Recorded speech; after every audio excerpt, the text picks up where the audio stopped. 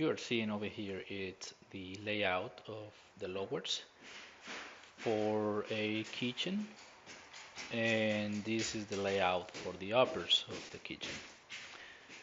Now this other one is the layout for the toe kicks or the bases for the cabinets. And then over here we have the elevation for this wall right here. So let me show you a little bit how we begin thinking about the installation of this one. So we have this wall over here. It measures 286 inches roughly.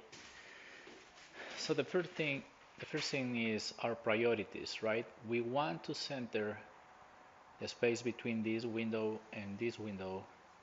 We want to find the center so our uppers leaves, symmetry between the reveals from the windows to the uppers.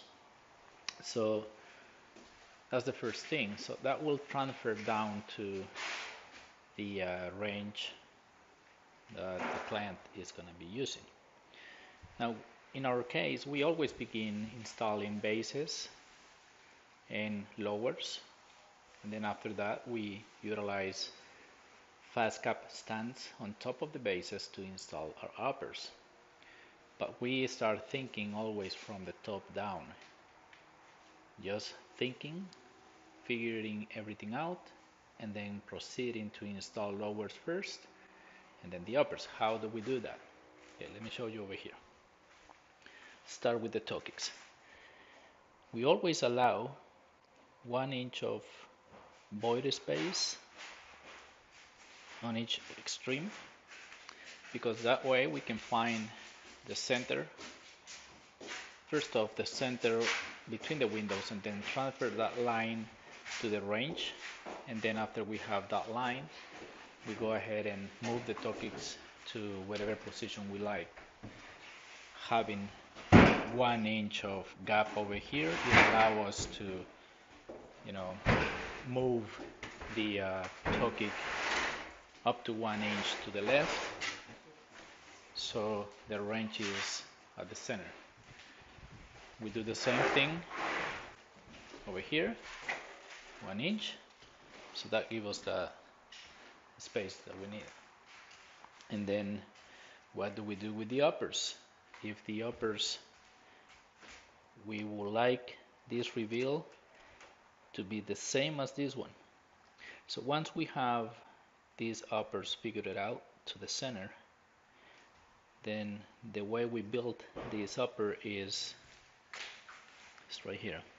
It's a box that goes into, past the other upper. Basically it's a blind corner cabinet, and we leave a 3/4 void space over here, so we have that playroom.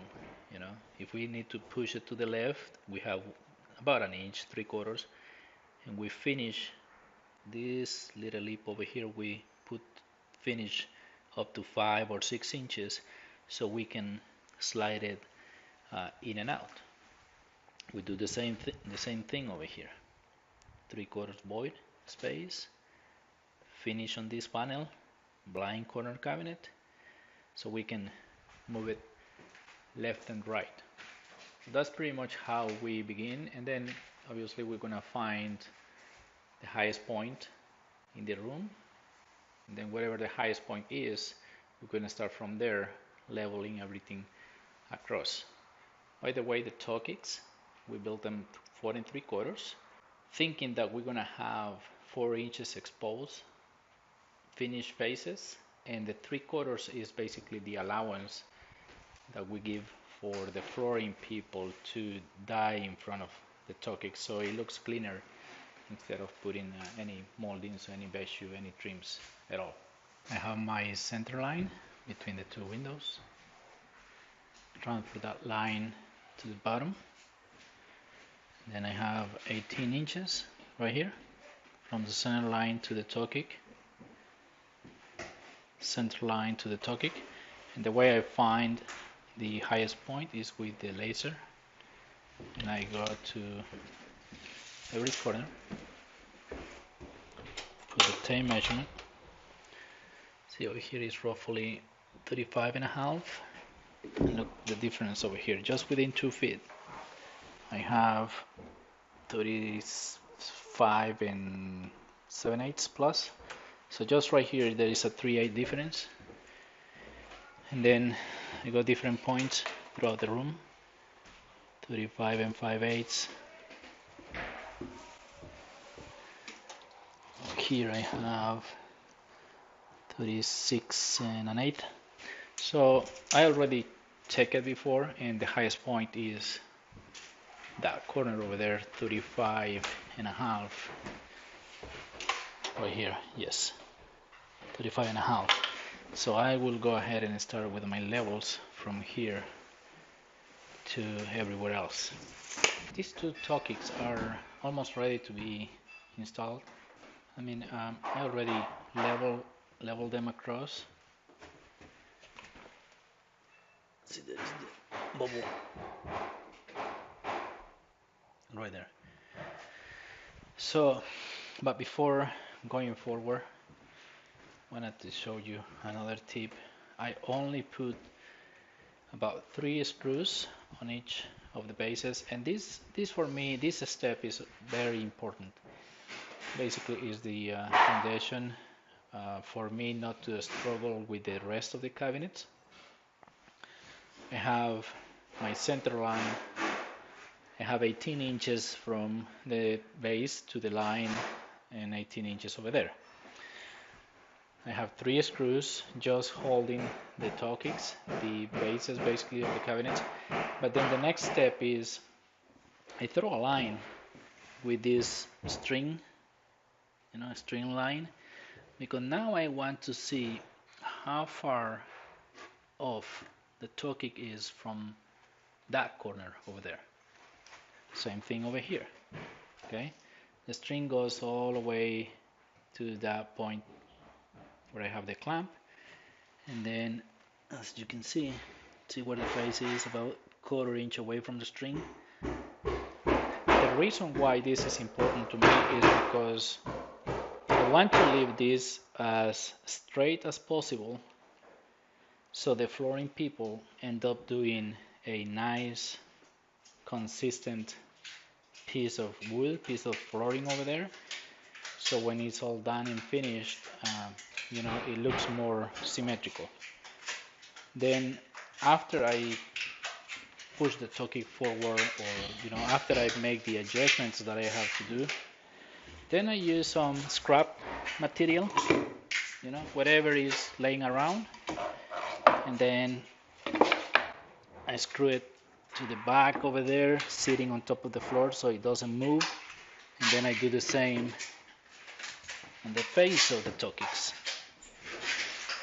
Like for example over here, I put a block over here, I let it sit on the floor, and I put some screws to the face so nobody moves, the shims, or it doesn't move, basically it's sitting on the floor. Sometimes I take the time to even do L's like this, so I put another 2 screws to the bottom, or sometimes I do pocket screws, and I don't use my jig, I just go with my countersink, in an angle, screw it to the bottom. It's wood floors anyways, it's plywood, so that will go relatively quick and easy. And that's my next step. This section is already done. Let me show you how it ended up being. There are the blocks that I was explaining before, and now if we see the string, can't even see it because now is very straight all the way across. So that means whenever the flooring people continue their floor, if they end up being over here within a small piece, that small piece is gonna be really consistent. These pieces, they don't have to be this big. I just took some scrap, some shoes that we put underneath the cabinets. See these pieces of wood, these are just for transportation, so it doesn't damage the doors, they don't get damaged. So I took two that were installed over here for this pantry to be able to slide the pantry into the truck without damaging anything.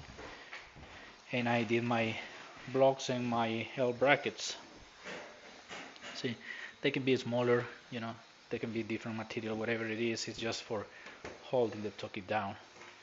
And now is completely secure. I still have this one to go on the right, and that other one over there, this one goes right here. So I'll go ahead and do that, and then after that I'll be ready to start throwing boxes on top of the bases.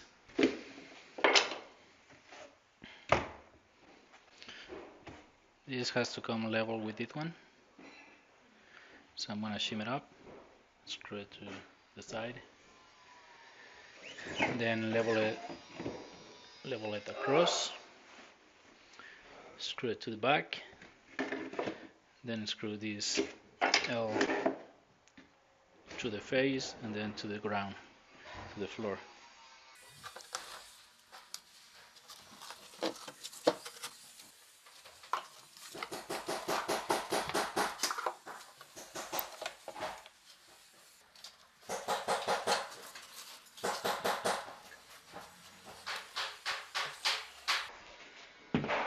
I really like these screws. They are combo screws, meaning you can use a Phillips tip or square number 2 tip. I use a square number 2. They don't, the drill bit doesn't jump off the screw as easy as the Phillips does, and I believe they are actually a little bit cheaper than the drywall screws. So go ahead and do a countersink and screw it. See, it doesn't jump off, it just doesn't slip, slip off from the screw. And I am right-handed, and even with my left I'm able to screw it relatively easy.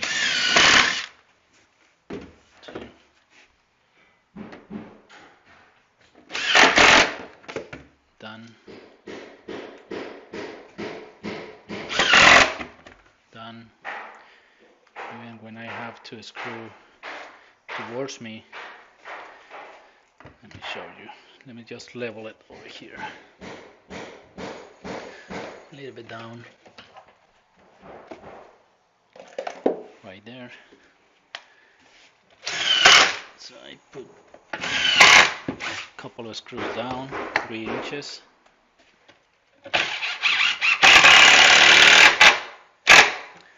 I am grabbing the plate, the 2x4, the stud that runs at the very bottom.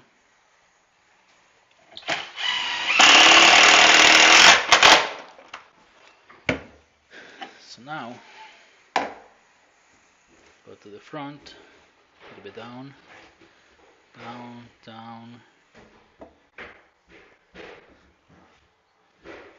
right there, a little bit more, right there. So take a look at this. I put my weight on top of the toe kick, and then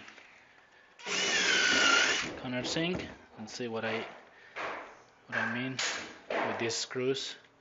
Even with my left hand, that's it. They are very good for this type of work. When we are working in awkward positions. See, left. They don't slip off. So, although these hammer drills, they can go into the wood without countersinking. I most of the time prefer to countersink because it goes easy on the drills. That's it. So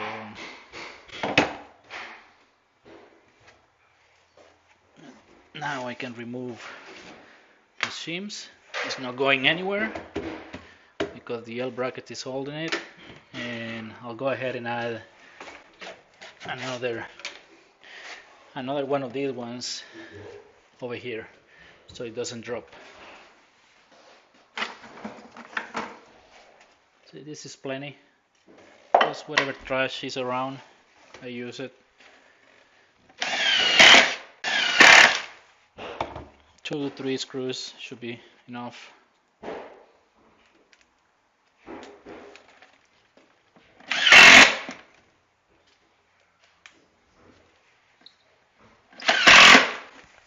Ready. Thank you for watching.